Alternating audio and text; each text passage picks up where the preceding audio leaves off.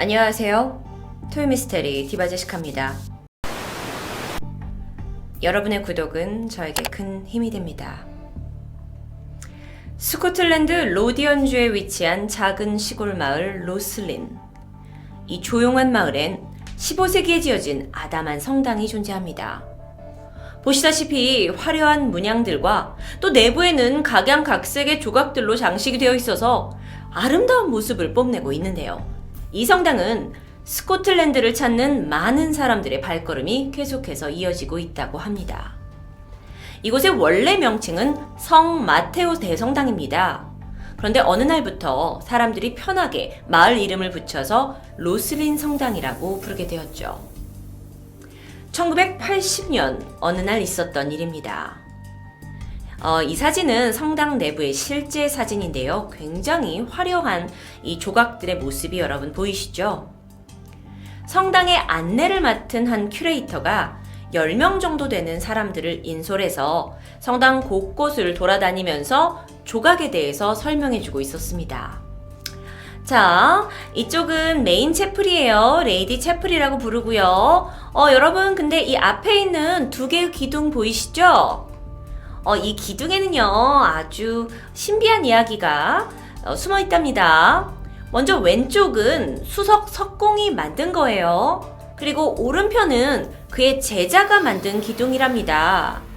수석 석공이 이 왼편 기둥을 만들고 나서 얼마 동안 자리를 비우게 됐어요. 그런데 그 사이에 제자가 이 오른쪽에 있는 기둥을 완성해버린 거죠. 수석공이 돌아와서 보니까 제자의 기둥이 좀 더 멋진 작품이 되어버립니다. 그러니까 이 질투심에 제자를 죽여버렸다는 이야기가 있어요. 보시면 정말 이쪽 기둥이 더 화려하고 섬세하죠? 사람들은요, 이 큐레이터의 말을 경청하면서 감탄사를 내뱉고 있었습니다. 내부는 정말 굉장히 신비하고 아름다웠는데요. 이내 큐레이터가 좀 다른 곳으로 사람들을 인솔하기 위해서 걸음을 옮기게 됩니다. 자, 다음의 장소에서 이제 벽에 그리고 천장에 붙어있는 조각상을 설명하려던 큐레이터가 잠깐 뒤를 돌아보게 되었는데 깜짝 놀랍니다. 한 남자가 쓰러져 있었어요. 그래서 너무 놀라서 그 남자를 막 깨웠죠. 괜찮으세요? 뭐에 쓰러져 계신 거예요?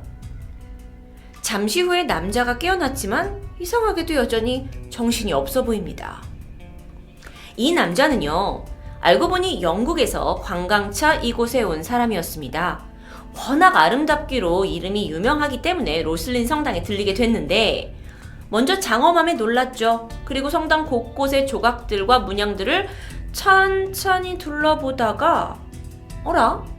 이 고딕 양식을 기반으로 지어진 성당의 기둥, 그리고 천장, 그리고 벽면에 기묘한 조각들이 새겨져 있는 것을 발견하게 됩니다. 이게 뭔가 전체적인 이 양식과는 좀 어울리지 않는다는 느낌이었어요. 예를 들어서요. 이런 조각상. 눈이 마치 없는 것처럼 움푹 패여 있는 사람이 밧줄에 묶여 있어서 거꾸로 매달려 있는데 이걸 조금 더 멀리서 보시면 사실 이게 천사입니다. 근데 이게 무엇을 의미하는 걸까? 뿐만 아니라 또 다른 조각상에는 찬찬히 보다 보면 템플 기사단을 상징하고 있습니다. 템플 기사단. 그 외에 유대교, 기독교를 상징하는 조각물들까지 사실 이 안에 내부에 있는 사진들을 여러분이 구글을 통해서 찾아보시면 정말 다 일정하지 않은 각각의 다른 조각과 문양들을 정말 빼곡하게 성당 안에 채워두고 있는데요. 그런데 이 화려함 속에서 느껴지는 뭔가의 부조화? 그래서 이 남성이 마치 홀린 듯이 빠져들어서 몰입하고 있었습니다. 그런데 잠시 후에 성당 안에서 뭔가를 발견했어요. 그래서 그거를 자세히 보려는 순간 어떤 이상한 기운이 감돌았고 이내 남성이 성당 안에서 기절을 하게 된 겁니다. 그가 보았던 건 이런 걸까요? 이건 실제로 그 성당에 있는 한 조각상의 사진입니다. 좀 기묘하죠? 근데 이 남성이 어떻게 쓰러졌는지의 이야기를 듣던 사람들은 사실 피식피식 웃어댔어요. 하지만 유일하게 좀 다른 표정을 짓고 있는 사람이 있었는데 그게 바로 큐레이터입니다. 그녀가 이후 꺼낸 이야기는 놀라웠습니다. 종종 이 성당 안에서 이 남성처럼 쓰러진 채 발견되는 사람들이 있다라는 거예요. 그리고 그녀는 이 성당의 신비한 역사에 대해서 설명해주기 시작했죠. 로슬린 성당은 1446년부터 1486년까지 약 40여 년에 걸쳐 윌리엄 생클레어 가문이 지은 곳입니다. 유럽에서 가장 영향력이 있는 가문 중에 하나인 생클레어 가문은 소유하고 있던 땅에다가 가문 전용의 성당이자 가족 납골당을 세우게 된 것이었죠. 그러다가 성당이 완공된 1486년, 이상한 소문이 돌기 시작합니다. 이 로슬린 성당에 예수가 실제로 사용한 술잔, 그러니까 성배가 있다라는 소문이 퍼지게 된 거죠. 그런데요, 이게 아주 터무니없는 이야기만은 아닐 수도 있었습니다. 생클레어 가문을 대표하는 사람은 윌리엄 생클레어였어요. 그런데 그가 이 성당을 지을 때 현지에 있는 석공들이 아닌 템플 기사단의 석공들을 은밀히 불러서 이 성당을 짓게 했기 때문인데요. 자, 여기서 템플 기사단에 대해서 좀 알아봐야 할 것 같습니다. 쉽게 얘기하면 성전 기사단이라고 말할 수 있는데, 이들은 기사 수도회라고 불리면서 1118년 프랑스 귀족 위그드 파행이 유럽에서 예루살렘으로 오가는 성지 순례자들을 보호하기 위해서 결성한 수도사이자 군인입니다. 그런데 이 기사단에 또 다른 중요한 임무가 있어요. 바로 성배를 지키는 것이었죠. 뿐만 아니라 이 템플 기사단의 초대 기사단장이었던 위그드 파행이 생클레어 가문의 딸과 혼인을 하게 되면서 이 템플 기사단하고 생클레어 가문하고 무슨 연관이 있을 거고, 그들이 와서 이 성당을 만드는 것을 도왔고, 그러다 보면 이들이 지키고 있는 것을 여기에다가 숨겨놨을 수도 있지 않을까라는 의문이 들었고 소문이 퍼지게 된 거였죠. 그럴싸하게 느껴질 수도 있습니다.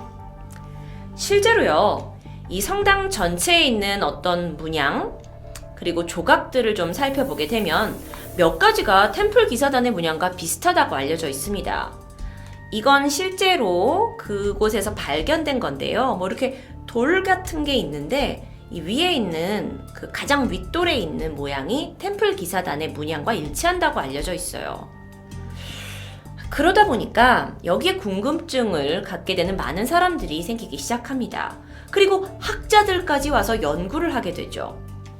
그런데 이렇게 많은 사람이 조사를 하게 되면서 오히려 새로운 사실이 밝혀집니다. 뭐였냐면 이상하게도 이 성당을 찾았던 다수의 사람들이 이곳에서 떨고 있는 성모 마리아의 환영을 보았거나 또는 물결을 치고 있는 이 DNA 이중 나선 같은 모양 있죠? 그런 환영을 봤다는 증언들입니다.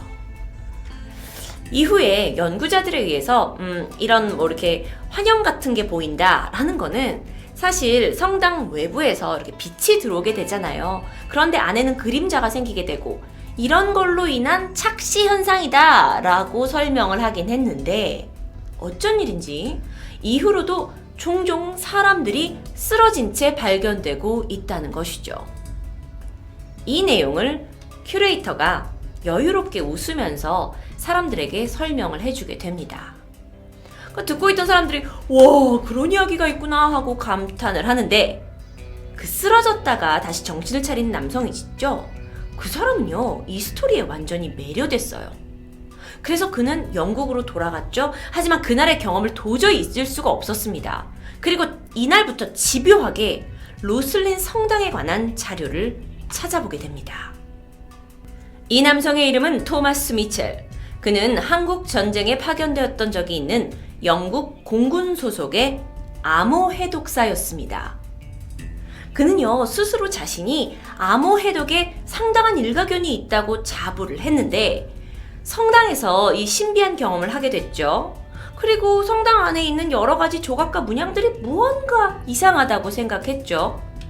그리고 나서 계속 조사를 하고 나서 드디어 아무도 풀지 못했던 비밀을 푸는데 성공합니다. 그의 조사 과정에서는요, 로슬린 성당에 쓰인 돌의 성분과 예루살렘에서 발견된 지층이 일치한다는 것을 알아내게 됐고요. 그거에 그치지 않고 로슬린 성당의 이 바닥 도면과 솔로몬 성전의 바닥 도면이 일치한다는 것도 알게 돼요. 그러니까 정말 많은 걸 연구하게 된 거예요. 단지 그 조각과 문양만이 아니라 이 성당 전체를 연구를 했는데, 성당 서편에 있는 기둥이 솔로몬 성전 입구에 있는 기둥과 같은 방향, 같은 위치에 세워져 있다라는 사실까지 밝혀내게 됩니다. 자, 그럼 이런 것들이 다 어디에 쓰이게 될 것인가? 토마스는요, 이런 조사를 계속 해오면서도 어쩌면 내가 그날 성당에서 봤던 환영이나 어떤 착시 현상이 성당에 숨겨져 있는 암호를 풀기 위한 열쇠가 아닐까라고 생각을 하게 되는데요.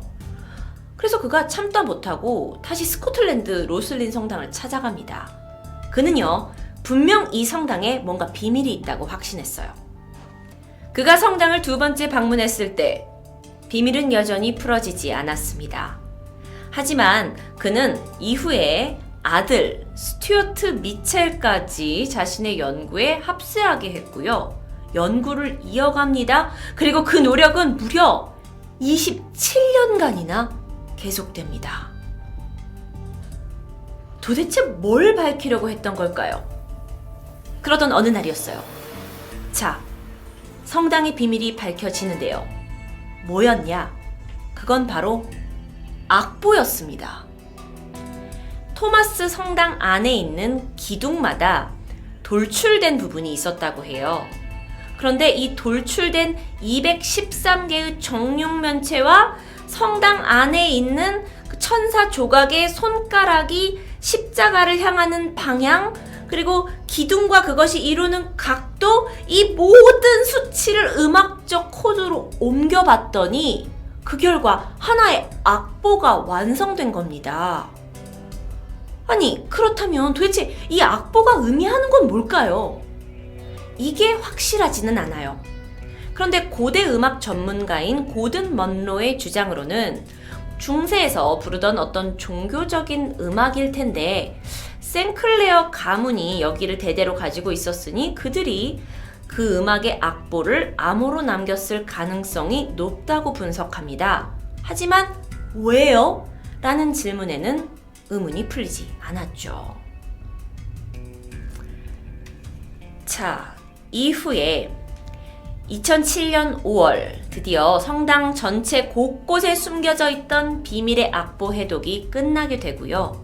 560년 만에 이 노래가 연주되게 됩니다. 이 음악을 발견해낸 토마스 미첼과 그의 아들 스튜어트 미첼 부자가 직접 연주를 했어요. 그런데 당시 음악을 들은 사람들은 신비로운 선율이 마치 천사들이 살아나서 연주하는 것과 같았다라고 회상을 합니다. 그런데요, 사실 그의 이 악보 해독을 그대로 받아들이지 않는 사람들도 있습니다. 그저 성당의 이 단순한 상징물을 과대 해석한 게 아니냐라고 비판하기도 했죠. 미첼 부자가 무려 27년간을 집요하게 매달린 그건 정말 누군가의 암호였을까요? 아니면 암호 해독에 그냥 빠져있는 이 두 남성이 만들어낸 어떤 환상과도 같은 이야기일까요? 여러분 그거 아시나요? 로슬린 성당은 책과 영화로도 나온 다빈치 코드에 등장했던 성당의 실제 모델이기도 합니다. 여러분이 만약 이곳을 실제로 방문하신다면 그 웅장함에 잠깐 넋을 잃게 된다고 하는데요. 어쩌면 이곳에 숨겨진 그 암호가 단순한 악보일 수도 있고, 아니면 그 이상의 의미를 가지고 있는지는 모르겠습니다. 하지만 이곳은 여전히 많은 사람들의 궁금증을 유발하며 로슬린 성당의 미스테리로 불리고 있습니다. 토요 미스테리 디바 제시카였습니다.